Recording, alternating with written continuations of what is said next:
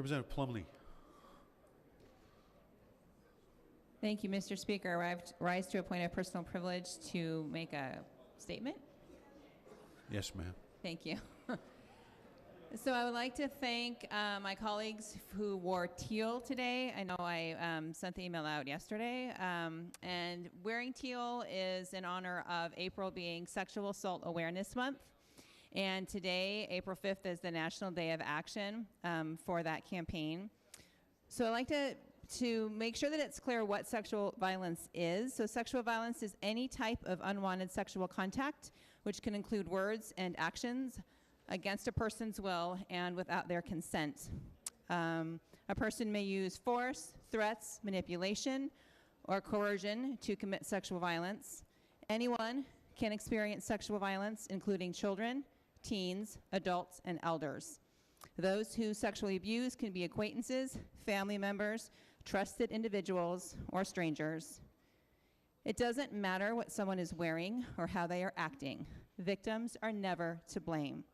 A person may use force, threats, manipulation, or coercion to commit sexual violence, and absence of injuries to the victim does not indicate consent.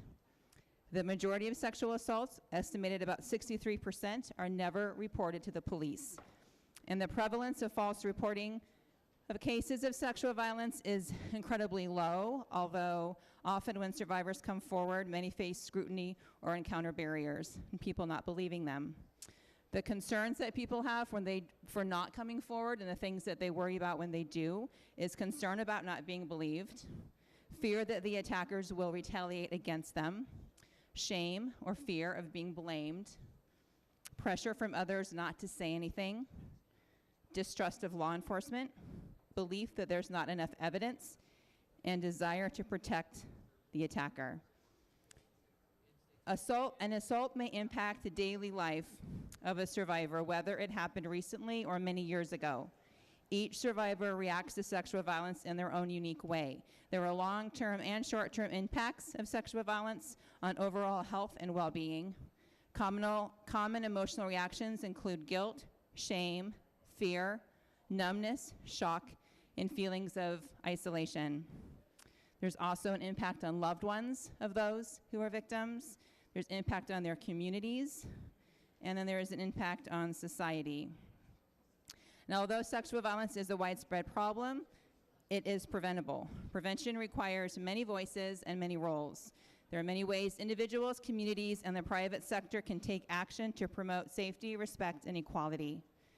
Communities and organizations can create and strengthen policies to promote safety, equality, and respect.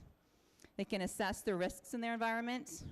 They can promote respectful behaviors, promote support for survivors, and hold those who harm others accountable, and ensure that appropriate treatment options are available. The time for prevention is now.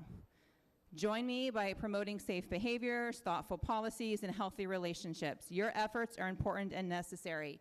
Together we can create safe and equitable communities where every person is treated with respect. Thank you.